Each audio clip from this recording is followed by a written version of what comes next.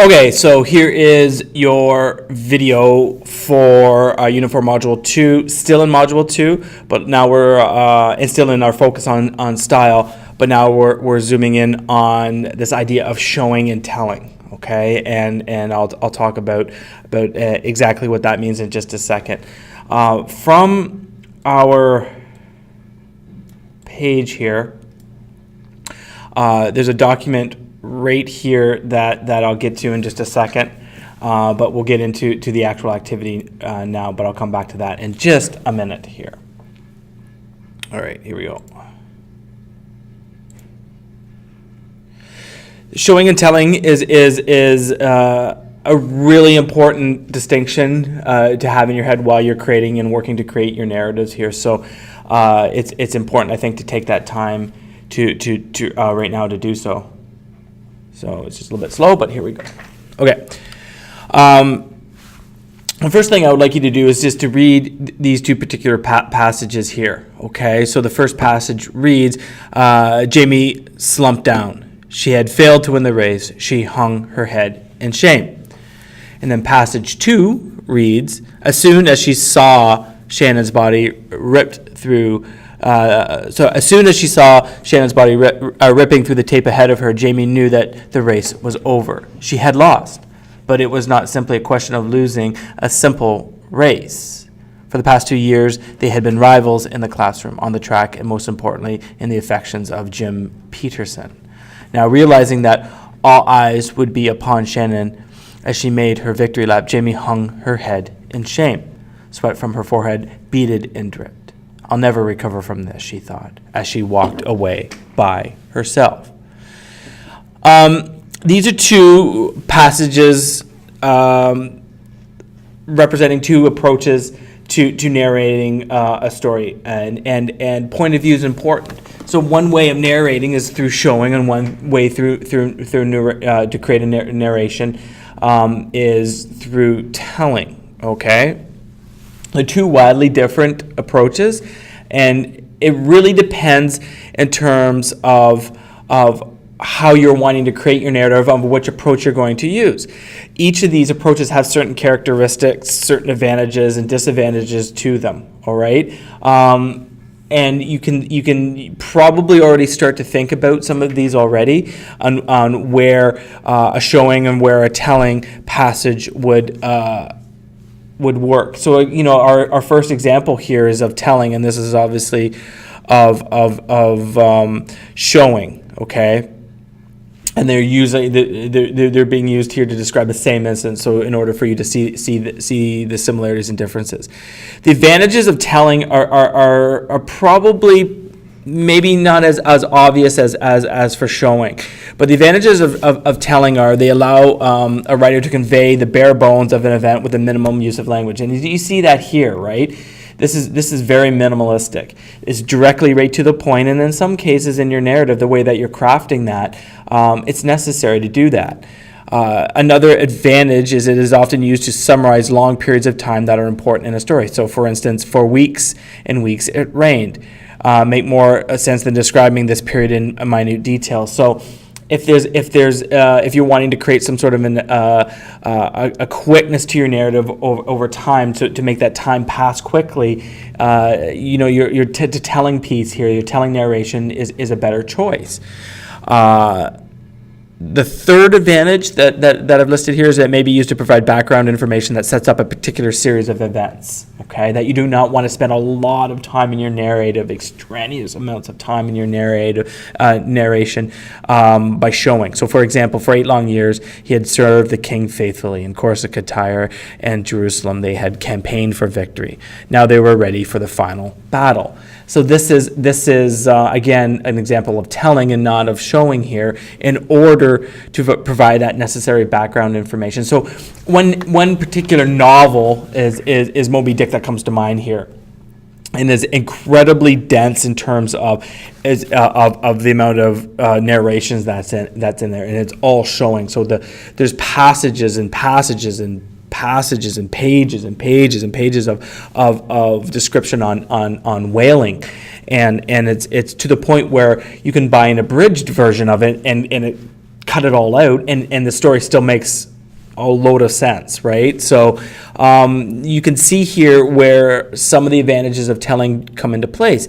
So some of showing here is it allows the writer to convey a full range of sensations to the reader. So it's completely descriptive. And you saw that from your example up here, this sense of a complete use of descriptive language. Wonderful use of imagery in that sense too, right? The sweat beating on someone's forehead, mimicking that sense of shame and of never being able to recover from that, right? So there's that parallel within that characterization that's really nice. Allows the writer to create vivid detail, so that's the same sense of sensual imagery. Allows the reader to share the experience of a character. So we get Jamie's shame here, her agony of defeat here, through that particular style of narration, through showing, right? Is used effectively to dramatize conflict. We see that in that example as well. The conflict between Shannon and Jamie over the racing, but also over the affections of Jim Peterson. And then lastly, it's not merely a summary of events, therefore the plot can be shown to advance through decisions made by a character. So what that means is that you're not just quickly glossing over certain things that are essential to a plot in the development of characterization and the development of conflict and so forth, but time is spent on these so the plot can be shown through the advancement of the characters here, right? So you could really see that plot moving forward towards a climax or a resolution or so forth through the decisions made by the character here, right? Quickly, disadvantages of telling results in very little reader involvement. Okay, it's just because you're simply going very quickly. Ask the reader to believe a second-hand narration of events. Okay, can move the plot too swiftly. And then, and as a result, readers can get very confused and disjointed as that. And I think we can see that if everything is just simply telling narration. The story's moving so fast, right? Things aren't being, time is not being taken to develop that plot accordingly through character and so forth, right? Can promote a so what response from readers because it doesn't allow them to focus on a single significant moment, okay? And it's true, there is no real prime focus on in telling narration and pure telling narration. So up here, there's the idea of losing a race, but in terms of the focus here is you're really zeroing in on Jamie's agony, okay? Disadvantages of telling, okay? Results in very little reader involvement, okay, since it's a summary of events. Sorry, I already did that one. I apologize. Disadvantages of showing, can result in too much focus on unimportant details. So what can happen is that you get so much detail that the reader gets completely bogged down in that detail and kind of starts forgetting essential elements of that plot with respect to character and so forth. It's just too much, right? Can slow down the pace of a story. The story seems to drag on in that sense and never get to a significant moments within that plot structure, such as the climax and so forth. Demands so much concentration that readers may find the story tedious since not every moment is equally significant. Because every moment in the story is being showed in such a grandiose way, it's hard for a reader to distinguish what is the significant moment of a story and what is not based upon the narration style. It can artificially increase the length of a story far beyond what's appropriate. So what is an effective 500-word story turns into a 5,000-word story in that sense, right? Just because of all the extraneous detail that's in there. So one thing here is to keep in mind when you're using examples when choosing your narration style and choosing showing or telling is you telling when you need to cover long periods of time to summarize events and you don't want to decrease the pace of the plot, so the pace of your story. Okay, that's the prime point of using telling. Now showing is more common, right? So there's going to be more opportunities to use that within the narrative. And so the three that kind of keep in mind here again are the conflict needs to be dramatized with dialogue. So if you have dialogue, you should probably be using showing in order to situate that dialogue, and we've had those dialogue pieces already in the course in lessons.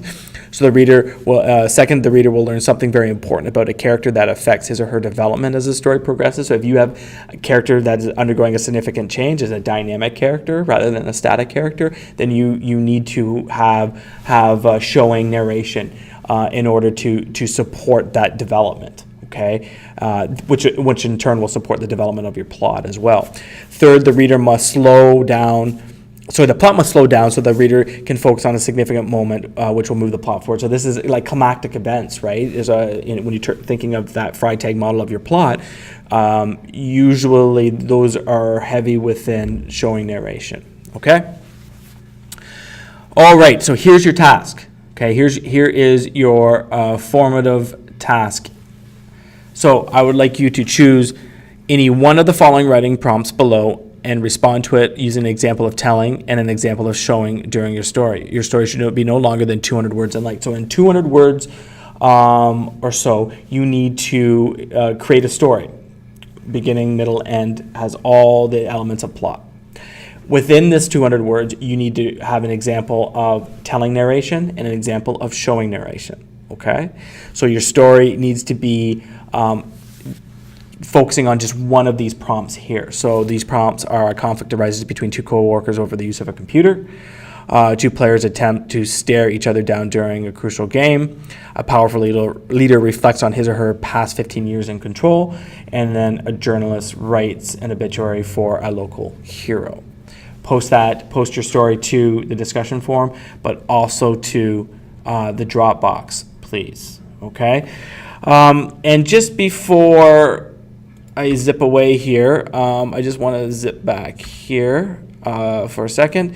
And this handout here, I will make one apology right away.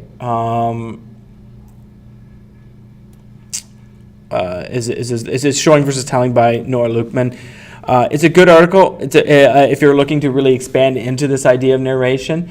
I do apologize for the gendered pronouns in this as well, right? So it's the writer's job to show what his. It should be again. It should be a more inclusive language as well. But I think if you give this a quick read, a quick skim, you get a deeper understanding of that idea of showing versus telling narration. Okay, so there you go, folks. That is Unit 4 Module 2, Activity 5, I believe it is. Showing versus telling, and or maybe 3, but it's one I think is absolutely essential for you as you work to develop and think of the structures of narratives, okay, in terms of your narration.